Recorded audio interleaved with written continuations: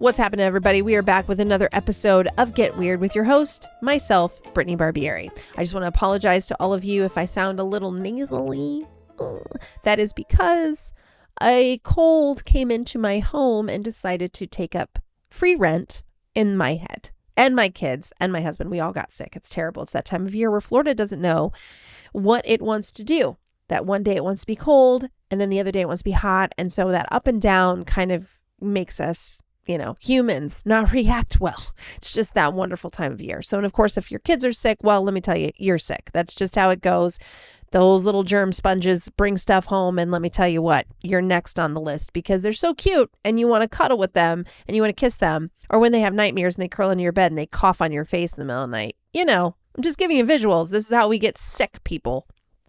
So as a parent, to all my fellow listeners who have kids, I know you're feeling it too. It's just that time of year. It's just how it goes, and it is what it is. So let's get into it, shall we? On this week's episode, I am diving into the Deerman of Swede Hollow. Yeah, this is going to get creepy. So you better buckle up, Buttercup. So I love weird cases. And I also like to pull out cases that I don't feel belong in cryptozoology. So after I tell this story and some of the eyewitness accounts and some of the details, I will then explain to you what I personally think in regards to where this case belongs in what category. And then I also encourage you, like I do on all of these shows, is to do your own research, to learn about it, learn about the town that these sightings are happening in. I don't want to tell you what to believe. I want you to decide what you think it is. I love that. You know what I mean? I could sit here and be like, I think it's this and I think it's that and they're wrong. I'm not that person. I hate people like that. Sorry, I used the word hate. That's strong, but I do because I don't think we should ever tell somebody what to believe, right? That's up to them. They can believe what they want. It doesn't bother me at all. And I think that's great because differences of opinions on something challenges our minds to maybe look deeper, consider a different opinion, consider a different way of approach or looking at something. And together we can make something great or maybe build up or level up. So that's how I feel about this. So again, I'm not going to break it down and then make you listen to me and say, this is the right way. Everybody else is wrong. Heck no, I am not about that. No, thank you. So let's get into it. Let's start with, first let me just say this. I have certain stories that are just so strange, or cases, I should say, that I literally will stop myself and say, do I want to dig deeper into this? Because this could be a nasty rabbit hole that I will never get out of. And I'm going to find a lot of my resources don't come from Google. I don't just go to Google AI and be like, tell me what I need to know, right? Because what they're going to do is it's going to come together and bring in all of these different resources that are online, and some of them may not actually be accurate, because what it's going to do is going to pull all these resources from independent people that are writing in Facebook and blogs or websites or what have you, and they're going to take a baseline of what they think that is. So what I like to do is I use Google as a resource for links for newspapers.com or local news reports or police, reports or things that are easily available to the public to do the research. Or I will find different things about the case or different people that may still be alive that were involved in the case, depending on how old the case is, and try and reach out to them or talk to people that have spent their lifetime investigating this case and have files upon files of things that I can actually look at. That's the kind of rabbit hole I like to go into. I feel that sometimes online, because everybody can post whatever they want, that we get lost in a lot of mix match of false or biased opinions. So I kind of like to just kind of weave through that and figure out what's the truth? Where did it start? Let's peel back the layers. I did that on Mothman. I've done it on many cases. I've done it on many different things. A lot of people don't like that I do that, but I like to present all the facts to you so that you have something to kind of sink your teeth into. So with the particular case like this, the Deerman of Swede Hollow, this is something that I'm interested in and I continue to dig deeper into to figure out what exactly it could be. And I really like looking at the natural frequencies and the natural resources of the area. And could this contribute to something supernatural, right? So that type of stuff I'm always diving into. So this particular case falls suit into that. So I go, do I want to dive deeper? Because this could be a long-term case that I'm going to be heavily diving into and reading a ton of people's opinions without ever getting to the bottom of like a real situation here. Or am I just going to pull some of the facts, pull some of the stories and pieces that have enough truth to it, right? In the sense of like it came from that time. And then, kind of just sum it up and go, well, what the heck is this? Or do I just step away and go, I'm not even dealing with that case. I don't want to go down that road. I digress. But either way, that's kind of where I'm at with this particular one, is that I have pulled information on it and I have sat on it, because we're also diving in when we talk about deer men, right? Or deer women. We're also diving into indigenous cultural history that I want to respect. So it's interesting to me, because when we look at the Wendigo or we look at skinwalkers, there's so much history to that. And it's fascinating. And so when I see a story that pops up like this, known as the Deerman, I go, we have so many stories of this type of stuff that go back for a very long period of time. Maybe there's some truth to it. Not just like, like that, but like maybe there are some factual pieces here that we go, oh, it can't be real. It's not real, but it is real, right? It is very real in a certain respect. And so we do have to be respectful of that. So let's get into it. I've said that now 12 times. So buckle up. Here we go. And if you're listening to me, you already know my train of thought is I tell the story, but I like to like stop for a second and share a piece, because I'm like all over the place. And I think I mentioned this last time. I'm like squirrel, but I hopefully you enjoy this and you're like, okay, I'm listening, Brittany. Where are you going? Okay. So Swede Hollow itself is like a narrow forest ravine tucked inside of St. Paul. This is all in Minnesota. A great place. I have done many investigations in Minnesota. I also did a wonderful investigation into the Minnesota Iceman on the TV show Lost Monster Files that I was the lead cryptozoologist on for Discovery. And I really have to say that those forests are creepy. They have a really weird vibe. So this doesn't surprise me, right? And forests in general produce their own frequency and energy that sometimes, if you're very in tune with that, you can feel the change, you can feel the difference. It's a very interesting thing. But so it's a little pocket wilderness basically inside of this city, and you would think it sounds completely harmless, but it's not. Okay, so the history is just very weird. So the history does have pieces of electromagnetic spikes, radios and compasses dying and acting strange, dogs refusing to go on and down certain trails, and dogs are very sensitive, so pay attention to your animals.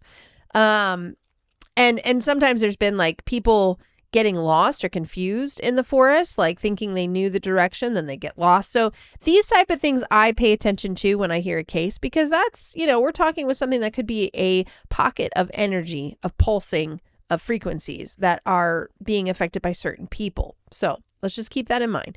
So in the late 1990s, sightings began, and multiple people started reporting seeing something in the hollow that they've said that just should not exist. It wasn't a man and it was not a deer. And they said it looked like something that was a hybrid of both, kind of like nature and nightmare had a baby, which just sounds awful. And then the weird part is they said that it didn't walk normally. It kind of had like a glitch to it, which is very strange. So the first sighting came from a teenager that was cutting through Swede Hollow at about dusk, trying to take a shortcut home. And he told investigators that what he heard, now he hadn't seen it yet, he heard this thing first and it stopped him kind of in his tracks. He said it didn't sound like a deer per se, but imagine if a deer was trying to speak the human language. He said it basically sounded like a dragging voice going backwards on a tape recorder. So it was really garbled, really strange like a deer, and it was also very glitchy, in the sound. So, of course, he stood there frozen listening to the sound, which I would too. I think anyone would. If you've ever heard a deer in the woods, let me tell you, if you are not aware with what deers sound like in different variations of what their language is, let me tell you what, you're in for a rude awakening. So if you're a city folk and you've never been in the woods and you've heard deer, listen, you are going to think you're in some kind of horror movie. It's scary. And the deers can send off a sound sometimes. It sounds like a woman dying in the middle of the woods. It's horrifying. I grew up in the mountains with deers, so I've heard them speak horribly.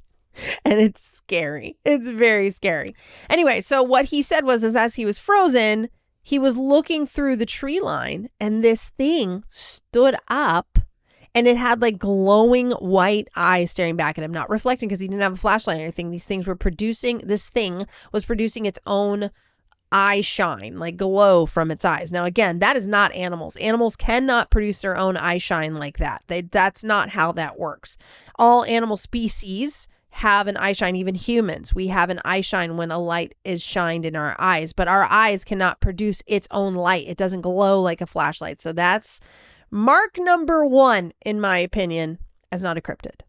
So then the creature stepped out from the bushes and he described it as having really long, skinny deer-like legs.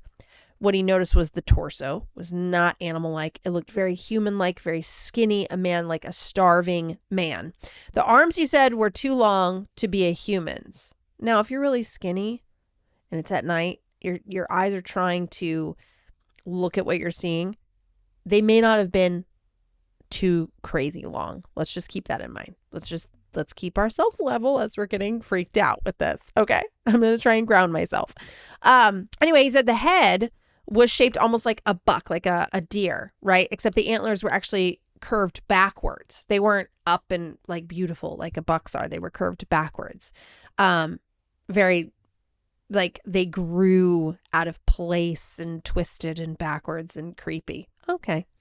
So here's the part in this case that stood out to me. So I could take away the fact that maybe there was some guy, right? That just some wild man, I will say, a person that lives in the woods. Let's just take away the Native American side of like their history of skinwalkers and stuff.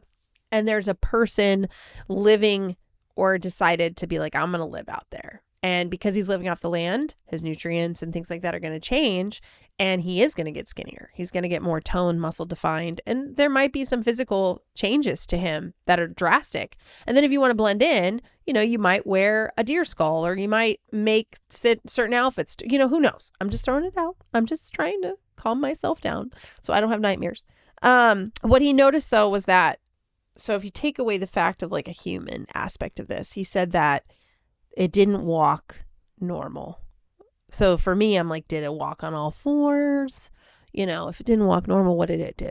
Well, basically he broke it down that it glitched. It looked like it was a broken video when it walked. Which is very interesting to me that every step it froze, skipped, and jumped. Like if you're watching a skipped DVD, okay? So he said like it would be like 1 second it's to the right, blink to the center, and then blink and then gone. So it's a glitch. It's glitching, right? So now one sighting I could chalk up as like heavy imagination. This kid was fear. He probably just saw some crazy person in the middle of the woods and was like, ah, right? And he was like blinking his eyes, rubbing his eyes, and it made it look glitchy. However, no, over the next 2 years, people living in the area of the hollow, joggers, dog walkers, teens sneaking around the woods, just all the people that would go into those woods started reporting the same exact thing. A tall deer-like humanoid, there it is, watching them from the trees. So some said it crouched behind the bushes, but it was so tall that you could still kind of see it as it like observed and watched them. Some did report hearing the same type of reversed speech noise coming from the bushes, like trying to talk to them perhaps. But the creepiest report Or one of the weirdest reports came from a homeless man who actually lived near the ravine, and he told the officers that the creature would whisper his name from the bushes. It never shouted, never growled. It would only whisper really quietly. But here's the catcher. He said he swore on his life that he never told anybody his name, and this thing knew his name. Oh, don't like that. We don't like that. So here's where let's get into it really quick. So here's where my cryptozoological brain steps in. For me, this is not cryptozoology. This is not a cryptid by any stretch of the mean. Cryptid and zoology. So cryptid means hidden and secret. And then zoology is animals, right? Animal species on this planet. Ivan T. Sanderson coined this as an extension of zoological research of knowing that there are still animals and species on this planet that have yet to be discovered. Now, as many of you know from working with Lost Monster Files and being the lead cryptozoologist, Ivan T. Sanderson was like everything to me growing up in cryptozoology. I loved his books. I loved his work. And growing up with exotic animals and training and working and being around them, you begin to learn animals and understanding and also talking to people that there are animals that we're still discovering today. And field scientists and things like that and field biologists that will share, oh yeah, we were talking to these people. We found this bird. We hadn't been seen in 100 years. So there's all these different things. So we have to always consider that. However, with this particular case, I don't see this as a cryptid at all because this is not an animal. Is it labeled as a Deerman? Yes, because they're giving it something for our brain to connect the dots. Okay, it's a deer, it's a man. It looks like a man, but it also looks like a deer. So we're adding in that animal aspect, but it's not a cryptid. This is not a hidden secret human hybrid man. That's not a cryptid. So for me, again, this is just my opinion from being in the field and working on it. And again, this is not for you to take anything from it other than me just laying it out and how my brain is working through this. I looked at this case as not cryptozoology, so I pulled it out of that case, right, out of that filing. And now I'm putting it in more of the supernatural possible slipping of space and time within our own atmosphere. So because of, let's take one of the key points out of this thing. Besides it looking really demented like a half deer, half man, we're also looking at this thing with a glitching step and a glitching presence. So with that glitch in mind, if something is bleeding into our time and we're seeing it because the frequencies are heightened, we already know this area is pulsing its own electromagnetic field. I wouldn't be shocked if something from a different space and time, like an interdimensional being or creature, is slipping into our reality. And that would have caused the glitch effect. So for me, I look at this case as a supernatural phenomenon case, right? A paranormal case in the sense of it being otherworldly, supernatural. So for that, I would maybe say interdimensional slip into our time, just based off of the fact of the electromagnetic anomalies that have been documented since the 1920s in this particular location of Swede Hollow. Radios go in and out. Walkie-talkies don't seem to work properly. They glitch a lot. Compasses just sit and spin, so it's not actually pulling any which way on the magnetic pull. So that's interesting. Batteries are drained.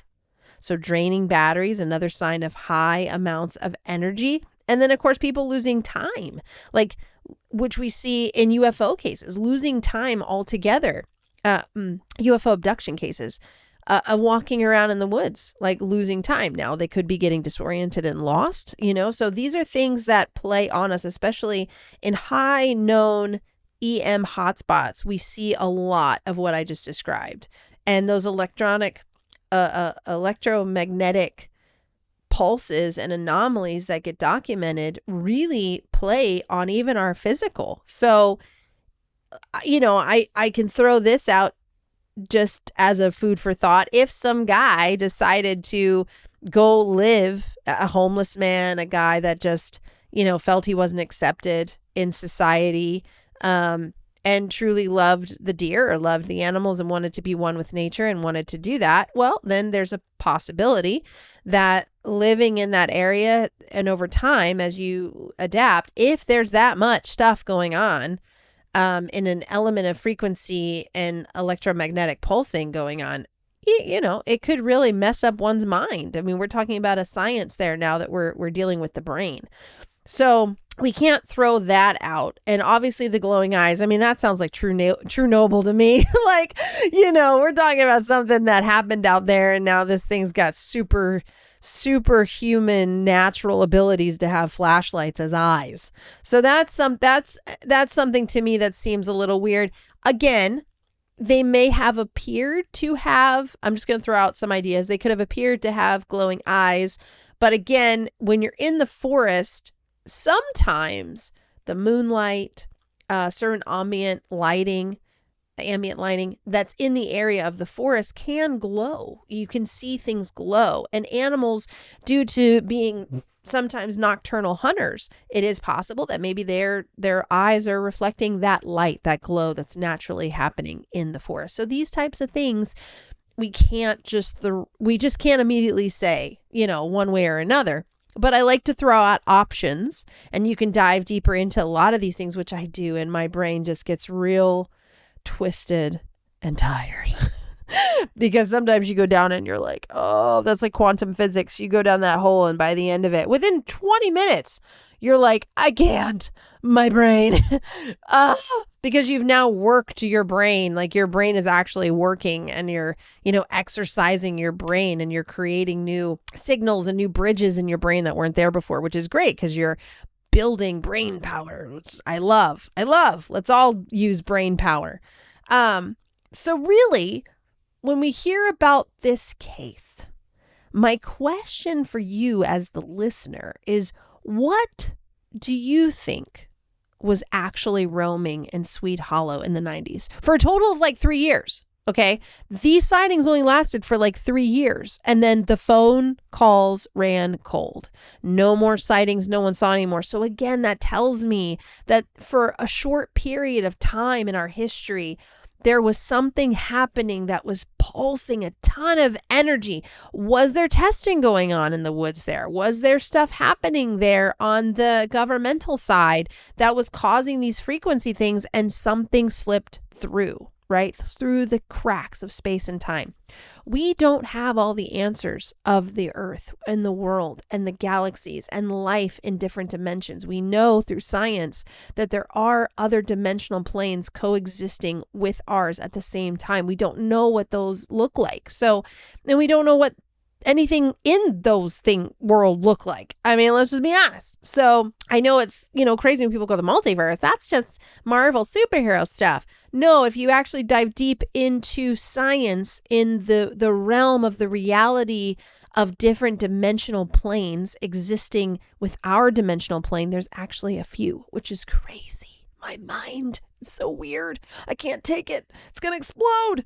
So again, was it a mutated animal? Probably not, but we'll just ask that question. Was it something paranormal?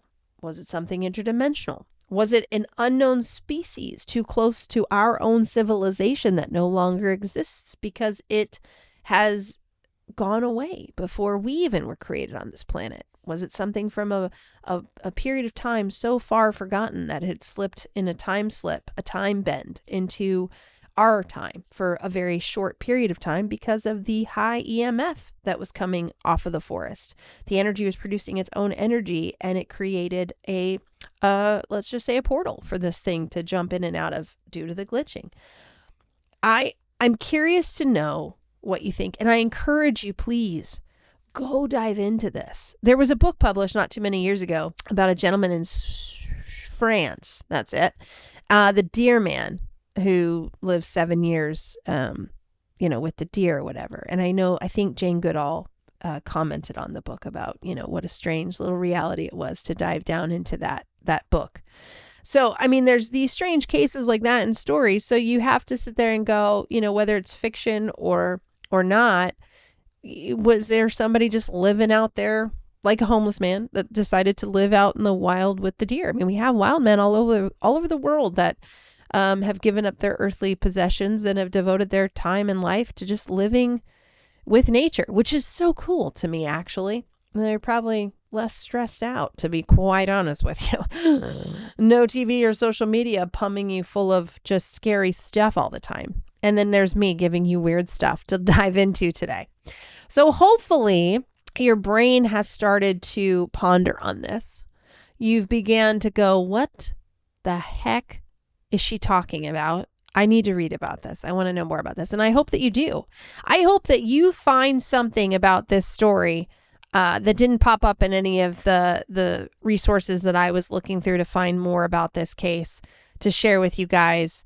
I hope that you find something super rad and cool that you can email to us through my link, because we have to work together. And I'm not an expert in anything. I'll tell you that right now. I don't believe in that terminology. I think we're all still learning. I think we're all still students. And I'm a professional in this field. I love what I do. I've been into this since I was a little tiny kid. Didn't matter what career path I took in life. I've always been obsessed with the weird and the strange. I never followed the fish. I never followed the crowd.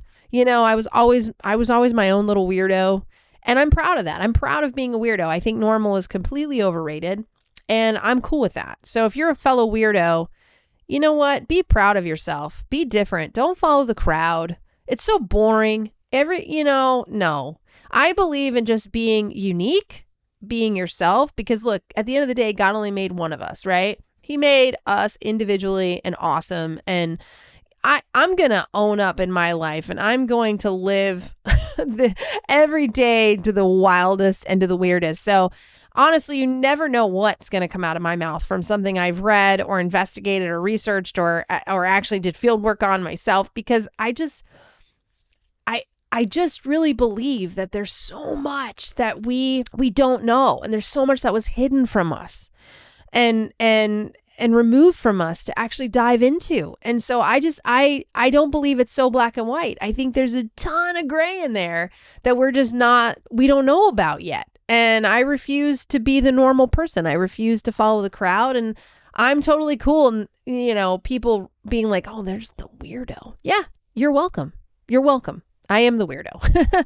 I'm totally cool being an outcast, I guess is what they would say. If that's still a thing. I don't think really there is an outcast anymore. But I growing up, I never had a problem sharing theories and thoughts because I was so open with it at home with my family, and I was able to share my thoughts with my family and kind of go through ideas and ponder on the what ifs of the world and the world around us.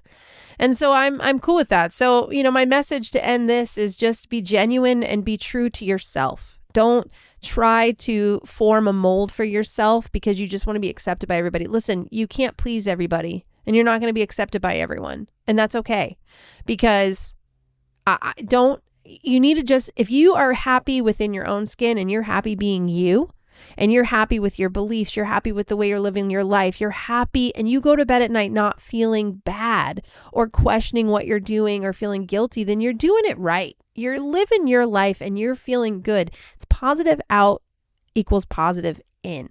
So the more great energy and more positive energy we put out, and we show kindness, and we don't act superior or better than the next guy, or I'm only going to be friends with you because I'm going to use you to get where I want to be. Like, just be a genuine good person. Protect, take care of the innocent, the animals, be their voice, take care of kids, look out for the elderly, be a good person to society.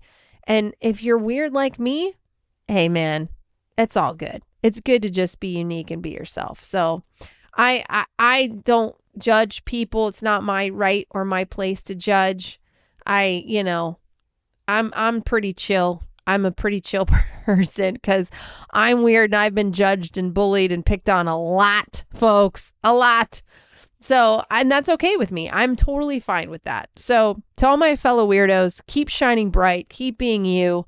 Don't question who you are. Just be genuine, be yourself, show kindness whenever you can, be a good person, always try and, do the right thing, be the best person that you can be, the best version of yourself. And that's really all that you can do. So until next time, guys, Thanksgiving's coming up. And you know what? Listen, real quick. I'm more of a Christmas person. So it's like, so November 1st to November 27th or 26th, I should say, I am Christmas. Then 27th, I'm Thanksgiving. Then from the 28th to the end of December until January 1st, I'm all Christmas. So I make a little room in there for that turkey day. Because let me tell you, you know, that history was not accurate at all growing up.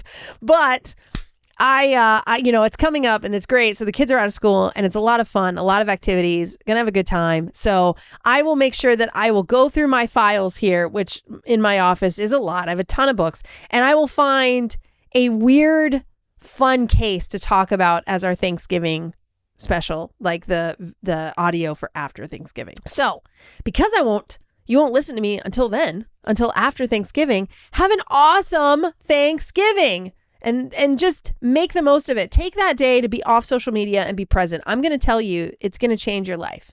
I always say this, change your algorithm, change your life. Make your algorithm full of comedy, fun, family, all of it, right? Like, get off of the crud that's on social media. Oh my gosh. Just look at fun, positive, happy stuff and watch how your life and your mental health changes. But you know what it changes your mental health so that your brain doesn't glitch is just get off of it. Like, the whole day, you don't need it. You don't need it. Like, if you need to go potty and you need to sit down and read something on the potty because you're going to be in there for a little bit, fine. But it's Thanksgiving. Be in the moment.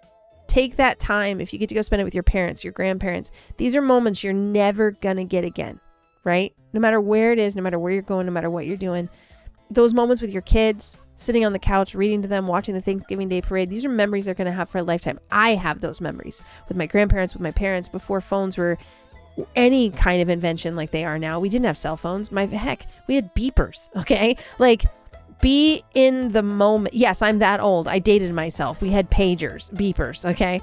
So be present, be in the moment before there were cell phones where they distracted you and they didn't keep you in the moment with the family. Because let me tell you, one day you're going to wake up and all those moments are going to be gone and you're not going to remember any of them because you were looking into your phone. So keep that in the back of your head and remember that, because these little moments will be gone. So have a wonderful Thanksgiving, and I can't wait to have another time where I get to share another weird, crazy story with you guys next Friday. So until next Friday, happy Thanksgiving. And stay weird, my beautiful weirdos.